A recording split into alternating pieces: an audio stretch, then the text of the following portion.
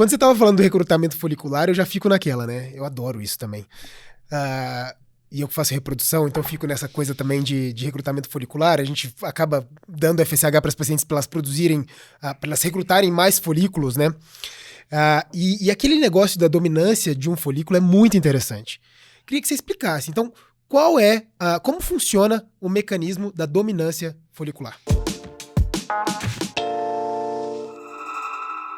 Esse é um mecanismo que ele é muito interessante da gente estudar, assim, porque a gente consegue ver o quão a natureza é perfeita, né? Assim, nessa questão de selecionar um folículo, né? Que vai ser o folículo dominante.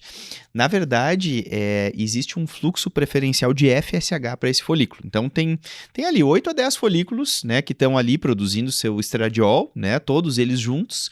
Mas um deles vai conseguir receber preferencialmente o FSH, né?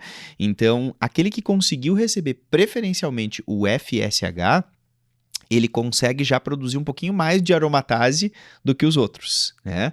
Produzindo um pouquinho mais de aromatase, ele já consegue produzir um pouquinho mais de estrogênio, né? Já consegue produzir um pouquinho mais de estradiol.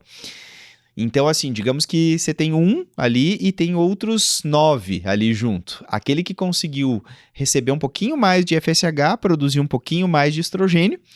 Esse aí que produziu mais estrogênio, olha que interessante, ele consegue fazer um mecanismo bioquímico no receptor de FSH, que é um mecanismo de upregulation, que a gente chama, né?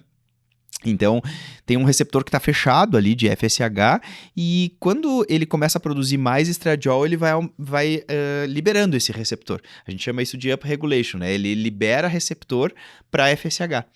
E aí, o que vai acontecer? Se ele fica mais responsivo ao FSH, porque ele tem mais receptores disponíveis agora, né? Ele vai produzir mais aromatase e vai produzir mais estradiol. Então, é um ciclo virtuoso, na verdade, né? Porque esse folículo definitivamente vai ser aquele que mais vai ter disponibilidade de receptor e vai ser aquele que mais vai produzir estradiol.